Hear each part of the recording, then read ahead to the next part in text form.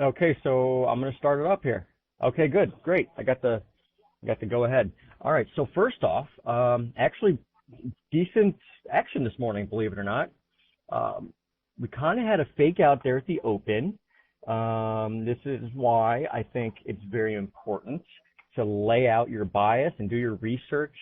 Lay out your levels and what you're going to do with those levels before the market gets moving, so that you're not trying to figure it out in real time, right? So, as an example, let me pull over some different.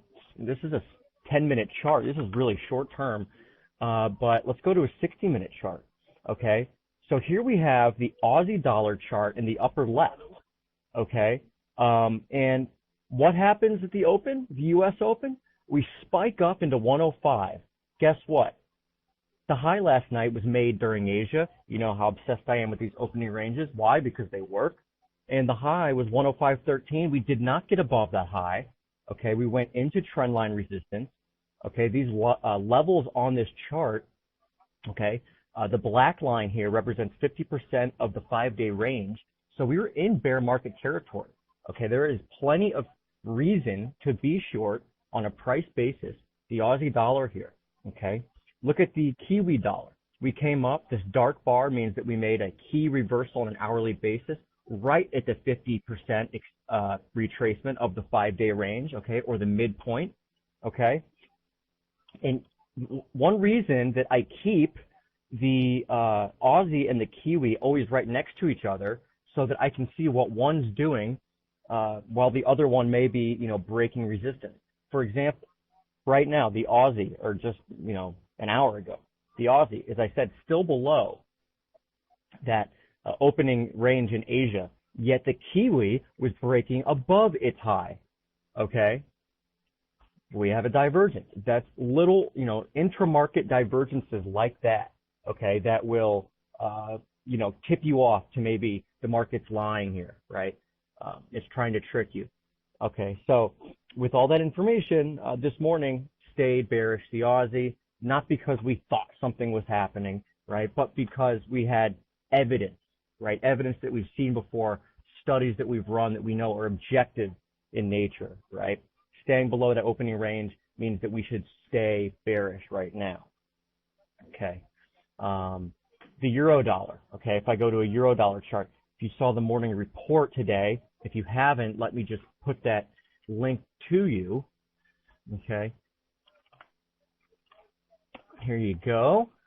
That euro dollar chart. Let's get to that euro dollar chart. Okay. Here is the euro dollar 60-minute chart, right? And what we have here, if we zoom out a little bit, we've been bearish the euro once we got up to these levels for the sole reason that the rally was in 3 waves. Okay. Now that's a bearish pattern. Okay. If you are, subscribe to Elliott wave ideas, and ever since then, you want to look for the short side, because if you see a big 3-wave move like this, it means that big surprise moves are likely to come on the downside. Okay. Well, sure enough, we do have what appears to be an impulsive decline here from the top. In other words, 5 waves down. Okay. And then we have a rally that may be corrected. Now, a lot of people are going to take issue with this, and they're going to say, wait a minute, that's a 5-wave rally too. Well, if we zoom in here a little bit and go to a 10-minute chart, I think this is actually a 3-wave move. Okay. 1, 2, or A, B, then 1, 2, 3, 4, 5, and C. And then what? We have another 5-wave move down from 123.85. That gives us even more evidence that we should be bearish. Okay, big sharp rally this morning. Okay, pretty much on that 8:30 news, right? That's really what provoked, the move. And you know me, I like to fade news announcements, especially when they are in what I view as counter trend. right? And I do think the rally is counter trend. So we have all this evidence just based on pure price pattern suggesting that we should sell rallies. What better time to sell a rally than on a really sharp advance on news? And the good thing about this is, I'm not saying that I know I'm going to be right. I have no idea. Okay. I may very well be totally wrong, but I know if I'm wrong at 123.85. Okay. There's no question about that. If I'm wrong, 123.85, I'm wrong and I'm out 50 pips, right? The entry was at 23.30. So I'm out 55, stops at 90. So I'll be at 60 pips. But if I'm right, we're looking for 200 pips. Okay. I'll take that all day long, right? So why 200 pips? Well, that low down here, August low, 121.40, kind of expecting a range type of month in the month of August here. We've had some pretty big moves in recent months, obviously. Probably, even if this is just the first part of a correction, we likely come down and test lower levels before maybe catching another bid at some point, later on. I don't know if it's in September or whatever, but more or less playing a big range here. Okay. Call it 120, 150, 2140, whatever, to 24, 25. It's a nice range to play. And the evidence to this point, I think, does suggest we are moving to the downside. Okay, so that's kind of a snapshot of where we are right now and where my thinking is right now. I do want to go over some longer term implications here, though. And to do that, we're going to pull up a very different chart. Okay, so if you've been reading Daily FX in the last month or so, then this should look pretty familiar. Hold on, I'm going to get our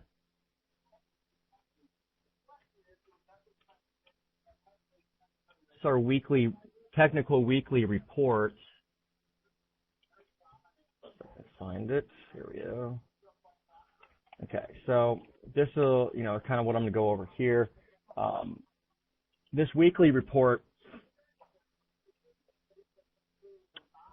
we've been following a pattern that is really, I use the word uncanny, and it is uncanny how similar the pattern from the low in 2011 has been in the U.S. dollar index. I'm talking about the ICE index here, with the pattern that was the beginning of a massive rally in the mid-90s. Okay. The low in 1995 here was in April. Okay. We had the low in April 21st, actually, or the week of April 21st. The low in May of 2011. So even the time of year is pretty similar. Okay. And it took this up and down, very choppy advance start to a much larger rally. It took, if we go and zoom in, it took 337 days, okay, before the final swing low was registered, and we just went, berserk on the upside for the next several years. And here's zooming in of that pattern, okay. Now this, I don't want to claim that I found this pattern, because I didn't. It was pointed out to me by Elliott Wave Forecast, okay, who does some good work. I just went in and kind of investigated the figures, and someone just said the picture's been lost. Can you guys see this still? Black screen, can't see it. Okay. Not sure here.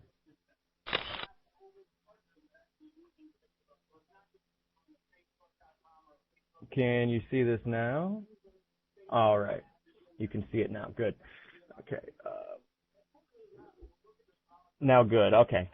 So, yeah, Elliott Wave Forecast pointed this out to me, and I just, kind of went in and dug into numbers, and it really is amazing how similar the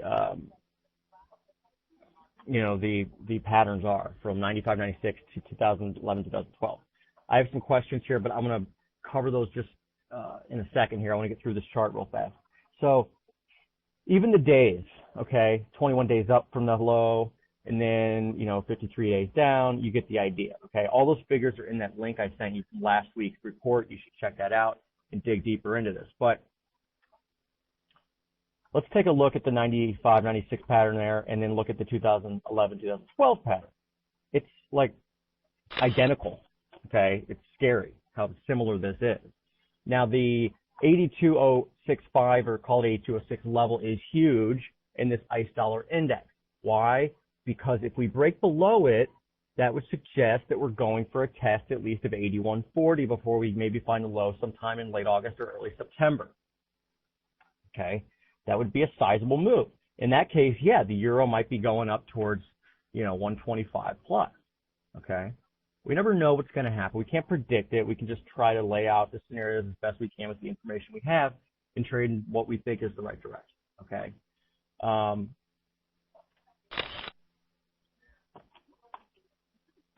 Okay, so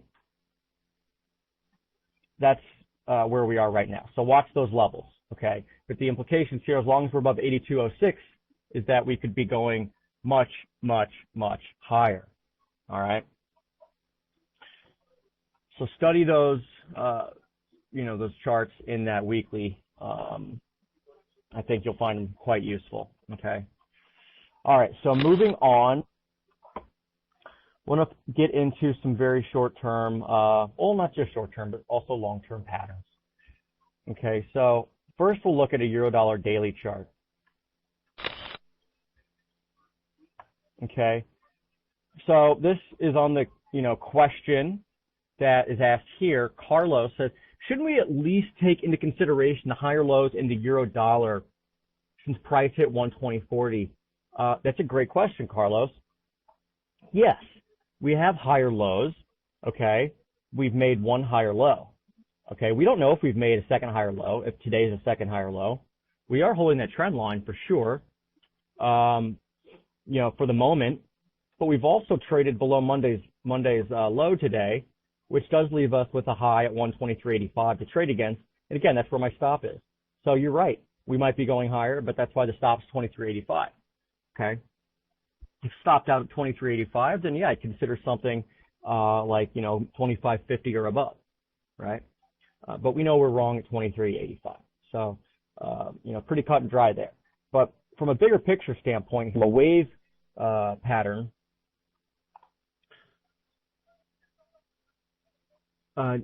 Mike asked, do you ever open a position just a few minutes before the news? Absolutely not. I do not. Do you place OC orders before the news? No, I do not. I always say react to the reaction of the news. So, like today's a perfect example, right?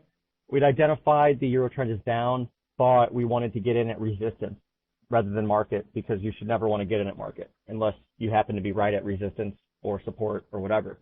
You always want to get the best entry possible. I would say that, a good entry is probably the best risk management, because if you get a good entry, you can get a tighter stop. Okay, you get a bad entry, you have to have a wider stop. So never go in at market. Again, unless you are at a level that you would place an order anyway, okay? Also, it keeps you from just impulsively doing something and making a stupid trade. If you think about it, you say, wait a minute, I'm really tempted to go in because I see the market moving, but did you plan for that, right? Did you plan on entering at that price earlier when you were thinking clearly? A little lesson there, I think, in risk management, and it should help. But if we look at the wave pattern from the 2012 high, which was 30.40, okay, we are counting a wave pattern, and which is not yet complete. At least I don't think so. And we're looking for really a final low to be registered, okay, below 120.40, maybe a test of 2010 low at 18.75, right? And why exactly are we looking for that? Well, because an Elliott wave pattern or an impulse should be 5 waves. At this point, it does seem that we have just 3 waves down. Okay, you can see it here quite clearly. 1, 2. The third wave itself consists of 5 waves, as it should, and it's extended as it should be. Okay. Now the fourth waves are often pretty tricky. Okay. We do have 3 up. Okay. The third wave took, what's it say, 1, 2, 3, 4, 5, 6, 7, 8, 9, about 9, 10 days. Okay. If we look and see what the other, second wave of the same degree took, okay, it took 1, 2, 3, 4, 5, 6, 7, 8, 9, 10 days as well. So from a timing perspective, that would be, fairly,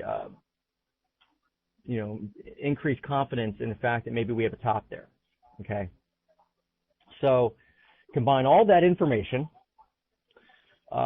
combine the fact that we did reverse at what was former support in that 124 area. Okay. Right. Support resistance is not a point. It is a zone. Right. And indeed, we reversed right in the vicinity of former support. Okay. Now, yeah, we are holding this very short-term trend line here, but the weight of evidence, I think, is bearish for all the reasons mentioned. So that's why we're looking for one final low. Now, fourth waves are often, as I said, tricky, and you can go sideways for some time, right? So you might come down here. We could maybe come down to 121.40, even test the low, and then rip higher. Okay. If you think about a triangle, maybe, right? Triangles are often A, B, C, D, E, something like that. This could go on for a month or more. Okay. So, respect that potential for sure. And, even a flat would come down here and then we'd rip higher. Okay. So this isn't like you're entering, conviction third wave, big move here. I'm just risking 60 pips to make 200. Okay. That's the idea right here. Here we are at 122.36, so we're actually inching higher. As I look at the screens, Aussie's stabilizing, but the Euro's really kind of the strongest of the bunch here. Go to the quote screen, you see that the Euro is indeed European currencies are pretty strong here. Take a look at the Euro Aussie. We'll get to that in a second. Okay, so there's the Euro Dollar daily chart. We did look at the short term already. Oh, sorry. Another thing I wanted to point out. RSI. This is a great way to confirm or negate what you're seeing, okay? And that is RSI. A lot of people look at it, RSI, as maybe 70 and 30 as being the big levels to watch. That's not true, okay? 70 and 30 can help, I guess, but really they're just figures that are, 50 is important, 60 is important, 40 is important. The character of RSI will tell you a lot more than you think. Euro ripping 23.45. Sean, have you already opened your short? Yes, Sean, is 23.30. If you follow me on Twitter, then you would see all the orders that I put out. So yeah, it was 23.30, so that would have been probably a little over an hour ago that was hit. The stop is 23.90. Anyway, RSI tends to act like has its own support resistance, just like price does. Okay, and you can see here, right across, every time that RSI has gotten up toward this 55 area since, I guess, April, we've failed. Okay, we failed. Failed here in June, failed here in April. Okay, even in March, failed a little higher, 59, 60. Okay. Jack says there's no RSI on the screen. There should be. I'm looking at it. Can you not see the RSI?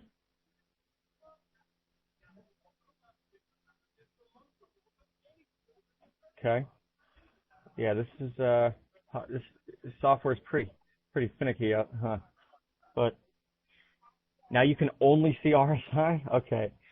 Well, if you put up a chart, you'll be with RSI. You should be able to see that. So I would recommend trying that out.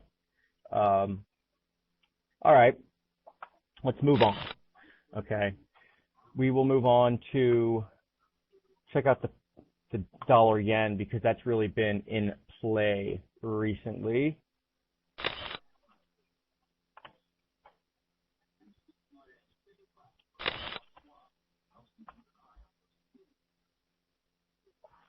Okay, so I guess that when I click on something, you can only see um, the price chart and not the RSI. And if I click on RSI, you can only see the RSI, not the price chart. Is the way it seems to be, rather than the whole chart. So I'll keep that in mind as I'm speaking. But all these, by the way, all these, if you want to learn about this stuff, everything I'm talking about here, you're going to want to maybe consider trying out the FXCM, coming to the FXCM Expo, which is in Las Vegas in several months. So you've got some time to plan. But here's a link for that. Okay, FXCM. I'll cover all the strategies I'm talking about, whether it's RSI, whether it's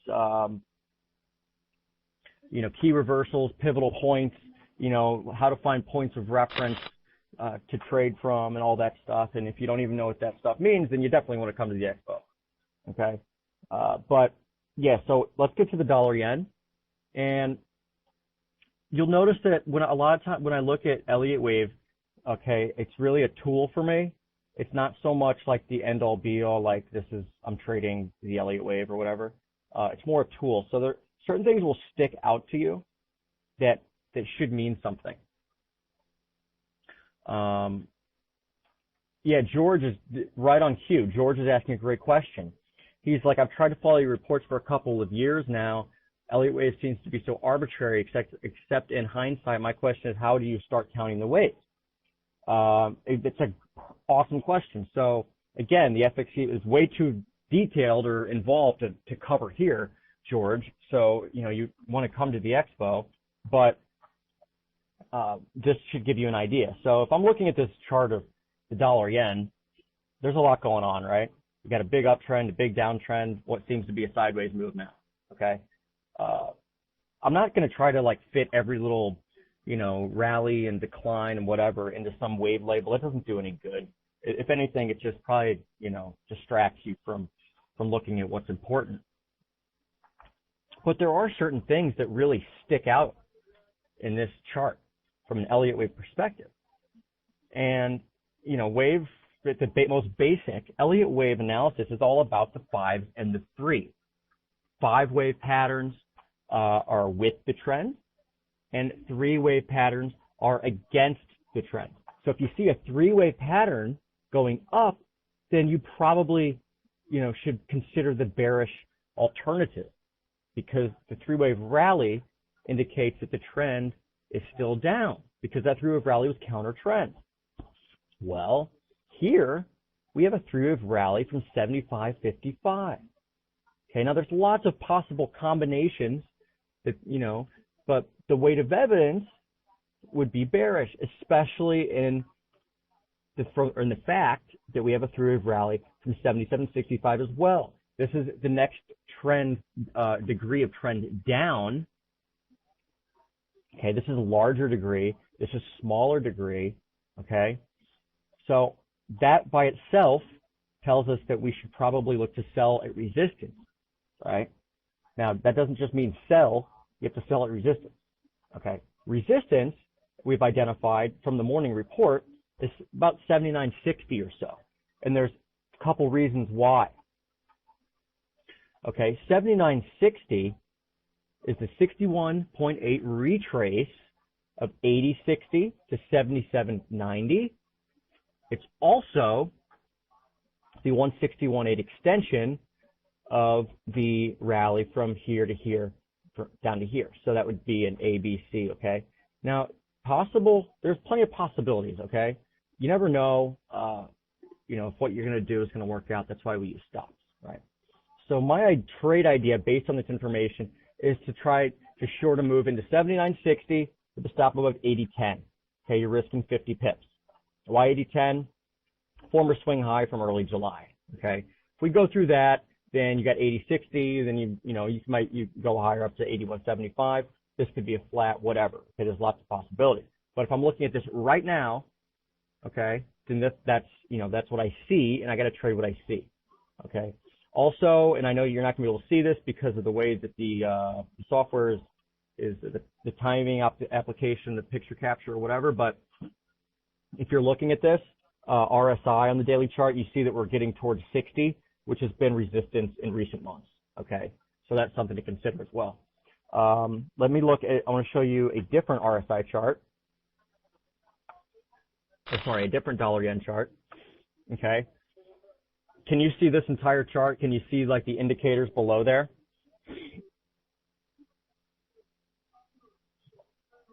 Yes? Okay, good. Do you see someone says no and someone says yes. Okay, I got more yeses than nos, so I'm assuming you all see it. Okay, so the red dot here, yeah, the red dot, that means that the range, okay, was at the 5-day range was at 0.81 or less. You can see we reached our 5-day range of 0.81 on 8/13, okay? Now, if you go scroll across and you see when the range was 0.81 or less for 5 days, okay, pretty small range, right? The last time we got that was actually in mid-January.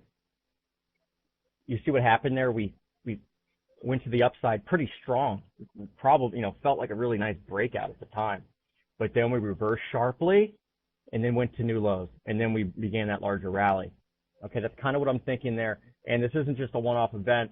This also happened in December. Went higher, not as strong a break, went lower. Okay, this happened in October. We had a strong breakout, went lower. Okay, and then we had intervention in just a couple weeks later, on Halloween actually. So the point is, what's the small range? What's it mean? Well, those breakouts or false breakouts are just a function of a low volatility environment, right? A very small range is a function of a very low volatile environment, right? So breakouts don't work usually in low volatility environments. You're going to get a couple false ones before you get the real one, and that's what happens. So that's why, combine that information from Elliott that I just talked about with the resistance at 79.60 with the low volatility implications, and we've got a pretty nice trade setup to fade this, right? And if we're wrong, we're stopped out for 50 pips. If we're right, then we might make 400 pips. Okay. Why 400? Because I'm looking for a tag of a record low, possibly. Okay. Sounds crazy, I know, but that's what we should be looking for. In fact, this is kind of fun to do sometimes. Say we were to get the low here, or the high here, sorry, at near today's high, or 70, or the 60 level, or whatever. Interesting enough, the 161 in extension would come in just above 75. As I look over at the chart, I see the euro is absolutely ripping. Actually, everything is, but the euro especially. So I might be taken out of this euro dollar short in short order. 23.53 already. Since I started this webinar, the euro's up about 40 pips or so. That's why I kind of don't like doing webinars during active trading hours, but what can you do? So yeah, 23.52 last 53 or so. The Dow is really in a very tight range. This is much more an FX story and a yield story. If you look at yields right now, they're really moving, kind of, going up. It's an increasing yield story that's seen throughout the yen crosses for sure. But, is this a last hurrah? Is this a big risk on sentiment that's going to stay here for a while, right? Or no? We'll see. We'll see. Okay, so that's the dollar yen. Again, low volatility environment. Okay. Elliott wave implications. Add them up, and you get maybe a false breakout.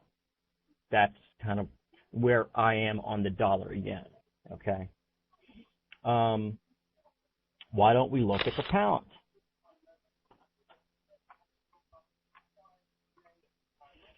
The pound dollar. Is this a breakout? Oops, it just happened. Hold on for a second here.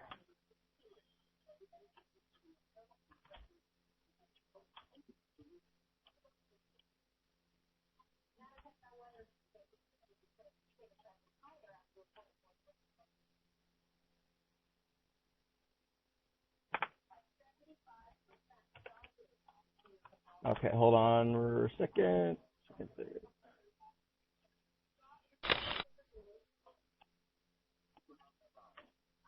Okay, there we go. All right, so here's the pound dollar. We've been following several scenarios here. For a while, we were looking higher, and then we just wouldn't go higher. We wouldn't go lower either. We haven't really gone anywhere, it seems like, for a while in the pound, which, again, low volatility environment. Beware the false breaks, which is why I'm thinking that this might be a false break. By the way, Euro 123.57. So pretty strong advance here, pretty strong dollar decline. Although, again, interesting to note, the Aussie and the Kiwi are kind of lagging. This is a daily chart, by the way. Someone just asked what the time frames are. But, yeah, so this is a scenario which remains valid, okay? ABC, ABC, ABC. Okay, obviously, we're getting really close to invalidation. Someone says it's blank. Okay.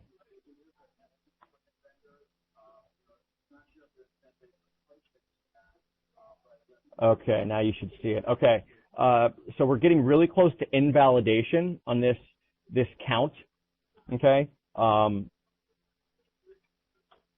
And if you do trade above 57.77, then really the next level is 59. Okay, and that's a big move. That's 130 pips. So if you're trying to short this or whatever, then respect it. 58.50 maybe. That's this high here from 522. But then 59.05, that's a big level. Why?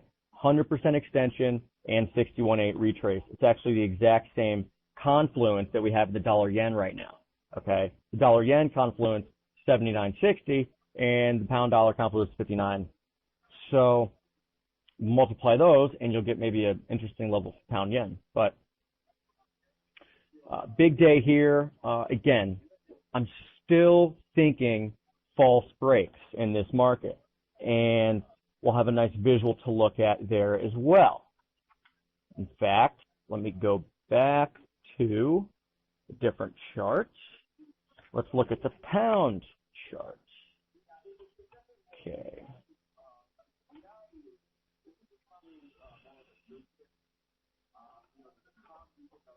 Okay, so we have 1.97.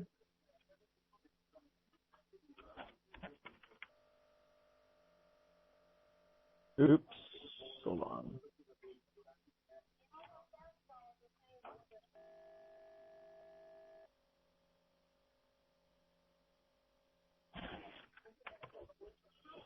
Okay. Okay, so here is the pound dollar chart. You guys should all see this, right? So this is the same thing we did with the dollar yen. We're looking at the 5-day ranges. Okay. And the red dot indicates that the 5-day range is at 0.96 or smaller. Okay. Well, that happened yesterday. Okay. So what are previous instances of that? Well, we had it actually the whole way until we just fell, tanked back in May. Okay. And then we had it for several times in March and April. And you can see those times we had like if this is today, okay, we get this big move, okay, went through the highs and then false break, came back. Okay, false break, came back and then went to the upside. The point being here is that it's very difficult to catch on to a trend in this type of environment because you get so many false breaks, okay? Which is why it's really critical, I think, when volatility is like this. Well, it depends on what kind of trader you are. But, to trade smaller, obviously to find your stops, try to catch the bigger move. Trade smaller might take you a few times to catch whatever move you're looking for, okay? But in the event that the breakout happens in the other direction that you're trading in, you obviously want to be stopped out at 50 or 100 pips. Before you know it, you're down 500 pips, okay? So that's just, kind of risk management there. But let's go back and see the last time before recent months that we've had 5-day range of this magnitude, this small. Amazing. Look at that. July 2008 and May 2008. Okay? So these conditions that we're seeing now are similar to what we saw back, 4 years ago, a little over 4 years ago, right?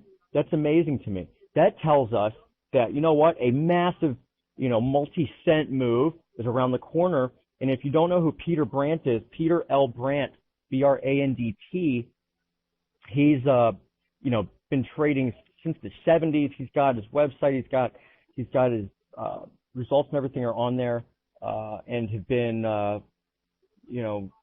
audited and everything. But he actually put up a post, I think it was yesterday or today, about the pound, British pound, that, be patient, be unusually patient, I think is what he said. He's like, the next move is around the corner. If it's going to happen, it's going to start in the next month or so. And this, frustration that you're feeling, that's the kind of psychology that attends the start of a massive, massive move, okay?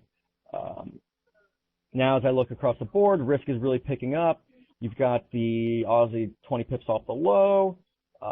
So you may be in for a couple more weeks of dollar weakness. Break those lows. Be careful, especially if you're a dollar bull. So definitely something to watch for, okay? Again, it's not just a feel, but we now have objective evidence that the kind of market we're in right now is the kind of market that we saw in 2008, just before we had the last massive, massive move, okay? All right. I think almost the entire range of these moves, too, is in the last, 2 hours, not even. It's all since the U.S. market opened. So Europe's really been dead lately. The U.S. market's been kind of, as Michael Boutros would say, a jackknife, right? It just, you go one way and then you just reverse the other way, and, before you know it, you haven't gone anywhere on the day. In fact, the Aussie now is dead flat on the day, but we've moved up, down, and now up again. It's been a 20 pip range, 25 pip range, and it's been pretty brutal, really, if you're trying to trade an intraday move. So unless you're just kind of trading back and forth, very small ranges, you're probably getting chopped up pretty bad right now. Guy asked, we're going to look at the Aussie next, but Guy asked, never used Elliott before, or Elliott channel. I'm not sure if you mean Elliott, but please let us know what the advantage is versus other indicators. Okay, well, Elliott's not really an indicator. It's more like a kind of analysis, okay? And I guess what I would say the advantage is that it gives you context on how to view other indicators. So, if you, for example, have identified what you think is a three-wave movement or something, a third wave, in Elliott, a third wave is like the big trending part of the move, okay? Those are like on a daily chart, they're like 1,000 pippers, okay? Then you know that you want to use like a moving average strategy, okay? If you have identified something like the fourth wave, which is what we're in now, then you don't want to use that. You want to use like RSI, okay? And you want to sell rallies and buy dips.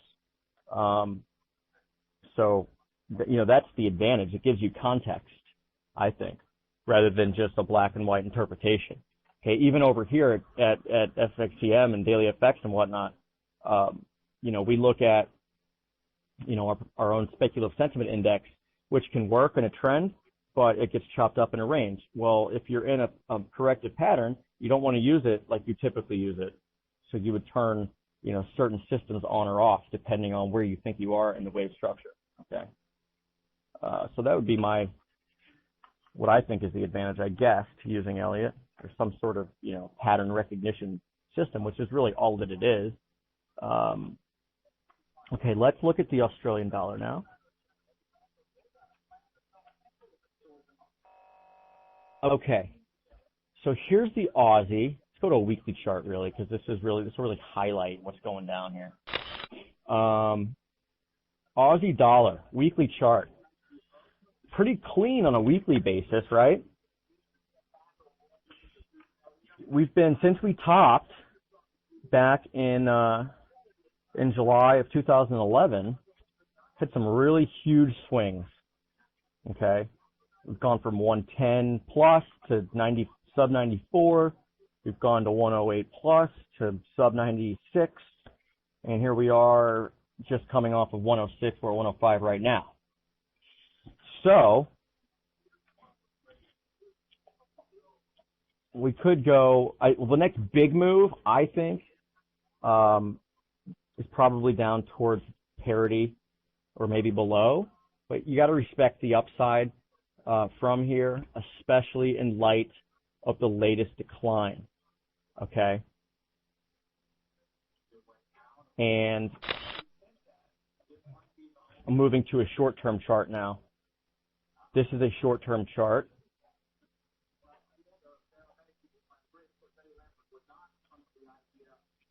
Okay, now when you see something like this, this is the latest decline from the high. You can see that is in, to this point, 3 waves, okay? And a 3-wave movement, that kind of tips you off that maybe we're still going higher, okay? So with that in mind, you really want to keep your stops really tight, okay? I'm wrong, Aussie now, you know, I've got 105.40 here as my stop, all right? So you should know pretty soon. Maybe in this kind of market, we might know in the next, 15 minutes, who knows? But why is my stop there? Because if we go above there, that to me, it breaks the latest swing high, confirms that we're probably going above 106 and maybe up towards 107, because that would be left as a 3-wave decline. Again, it's all about the 3s and the 5s. You see a 3-wave decline and you go above the former swing high, then you're probably going against the 3 waves. Okay, now at the current juncture, we could still go lower, okay, because something that's a 3-waver can morph into something else, right? This could be just the beginning of an impulse. We could be moving lower. We could be in a triangle right here, okay, even 105.14, okay? That would not necessarily invalidate, okay? So it's important to understand, where you are, the different possibilities that are out there, and try to minimize risk,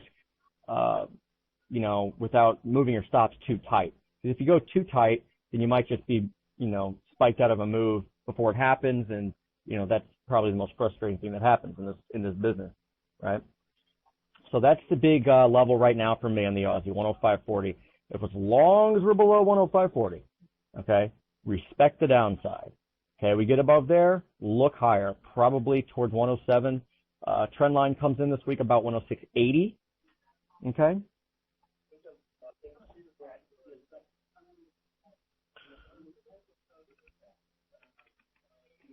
I got a good question here from Smith on Aussie Yen. You know what? I was going to look at Kiwi, but why don't we look at Aussie Yen right now, actually? It's a good question. I'm going to pull up a different chart for that.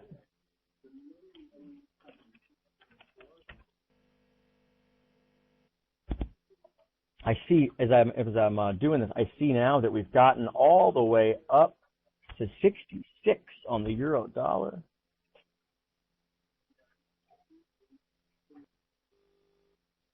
All right. Aussie Yen. Okay, so here's Aussie Yen. Aussie Yen, the path right now is is higher. What am I talking about? Is higher. Smith brings up a good point. Spike above 84 or 83.30 and then reverse? Maybe. 84.40 is a pretty interesting level because you've got the 61.8 extension of this. And I'd probably look even a little higher. In fact, as I look at these yen charts, right, and as the yield story starts to take over, it's kind of getting difficult to, believe that we're going lower in the Aussie from the current level, right? I'm going to let 105.40 tell me if I'm wrong. But then it might be time to trade from the long side up until we get to the next top, okay?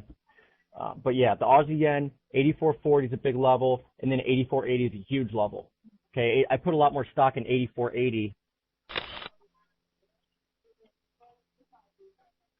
Okay, I put a lot more stock in 84.80 than I do in 84.40. And I always do put more stock in levels that have been created by the market than by Fibonacci levels. Okay, if a Fibonacci level is close to or intersects with a market level, then that's even more more important. But in this case, you've got 84.40, and then you've got the market level 40 pips above. I'd paid much more attention to that market level. Okay, and what is 84.80? Well, it was the top back in April. Okay, from late April, or sorry, mid-April, because the top in April was up here, 86.80. But 84.80, you had 413, 18, 19, 20, 23. I mean, that was a huge level. And the March low was, March low was also 84.80. So, that's could be an ideal pivot, if you will. Okay. So yeah, on balance, I'd look towards 84.80 and then maybe, come off from there.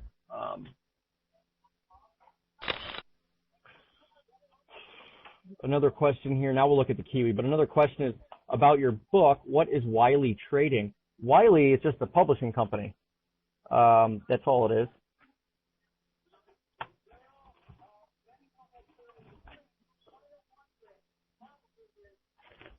Okay, so New Zealand dollar looks awfully similar to the Aussie dollar.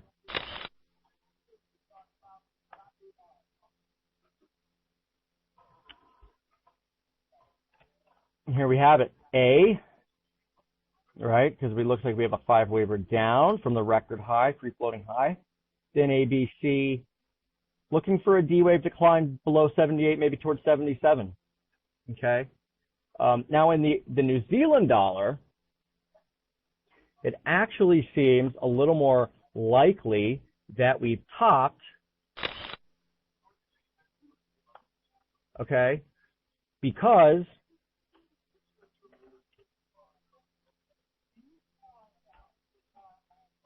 we've got this very short-term pattern here, but this level of 80.67, here we are, the euro going 123.70 almost.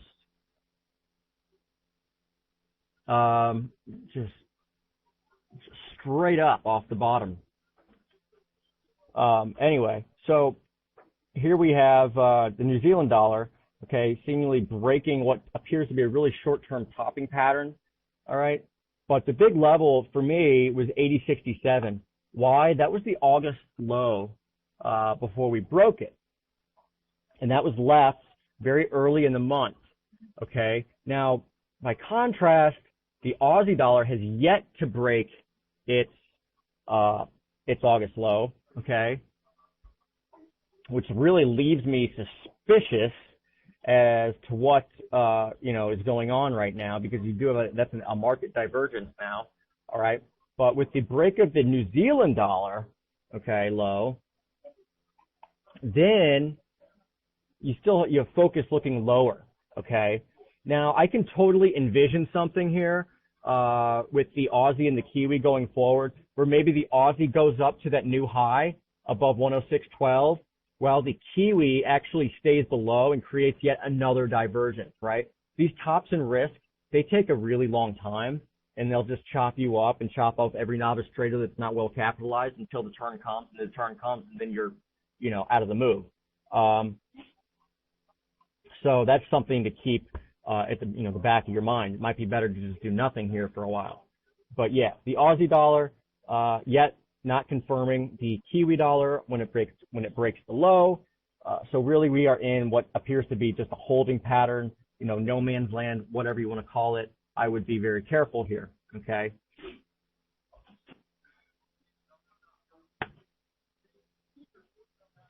All right. Here's a question about the dollar CAD. When's it going to get moving? A 10 pip range in 24 hours. Yeah, guys, you know what? When the market's not moving, like the dollar CAD, I mean, forget it. Don't even, why pay attention to it? Just do something else. Wait for it to do something or just go, I don't know, go trade something else. They say it's bloody moving now. Let's take a look. I mean, 98.80, this thing is pathetic to me, Um, this is actually a chart I checked out last night, and this might be a pretty interesting pattern to take a look at here. You've got this triangle here, okay, and then a break. Okay, this might even be another triangle, okay, an expanding triangle nonetheless. But yeah, this thing's ugly. I mean, forget about it. So you've got a triangle, and Elliott triangles tend to, precede the final. Okay, can you guys see it now?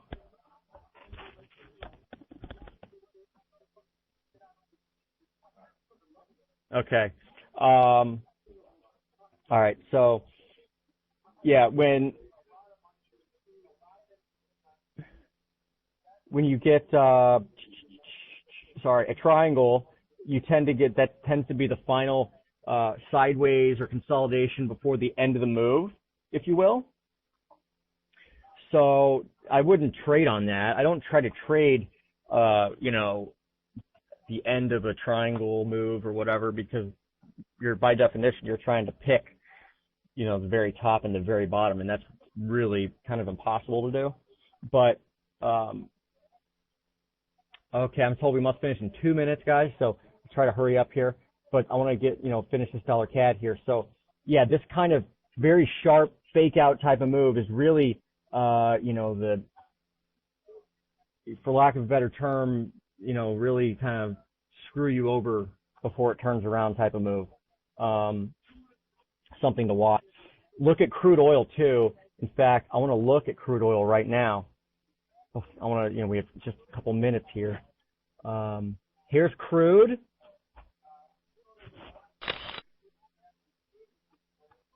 Okay, here's crude. And if we zoom in on this, A, B, C, D, E triangle, ripping higher. We went into 95 here. 95.20 is a big level. Watch that as we get up to that area. Okay, why 95.20? Well, if you look at spot, this is future, so it's going to have a lag on, or the decay is going to mess it up. But if we go to a crude oil daily chart of a spot chart here, you're going to see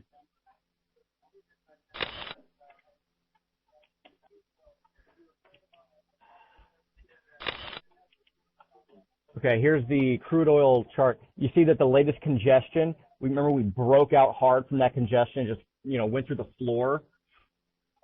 That latest congestion began, the low is 95.20, and we're getting right into it now. So, be careful as we get into there. Again, triangle breakout, probably the last one in a move. One way to try to measure the end of the triangle, if you're, inclined to do so, is measure the difference there. So you got about $3 on that, puts you at 97.70, which is the top of the consolidation. All right, so I would watch those levels with heightened interest as we get towards the end of this month, or we're in the middle of the month, but as we go over the next few weeks. All right, so know your conditions, and the conditions right now are really, really quiet and low volatility, so be very suspicious of breakouts in either direction. Don't chase. Always use limit orders and stop orders, and plan your trades, guys. Okay. We're at a very interesting juncture here. In fact, I just had FX Profits saying this euro-dollar rally really scares me. Well, it should, because it's really sharp. You're right. It might be an impulse, but you know what? To this point, we are still below 23.85. Let your stops work for you. If you get hit, you get hit. If it doesn't, then it works out and you kind of caught a break. But, don't go freaking out, because that wasn't part of your plan, right? All right, guys, I'm being told that I got to cut it off. Thank you all so much for attending. I'm going to leave you with the FXCM Expo link. I really encourage you to take a look and consider coming to Las Vegas. Not just for the presentations, obviously, which are well worth it, but for the, meeting us and talking with us, talking markets, putting a face to a name, all that good stuff. Okay, guys? So again, thank you so much. Thank you, FX Street, for allowing me to do the webinar, and maybe we'll do this again sometime. All right. Have a good trading day, a good week, and a good month. Take care. Bye.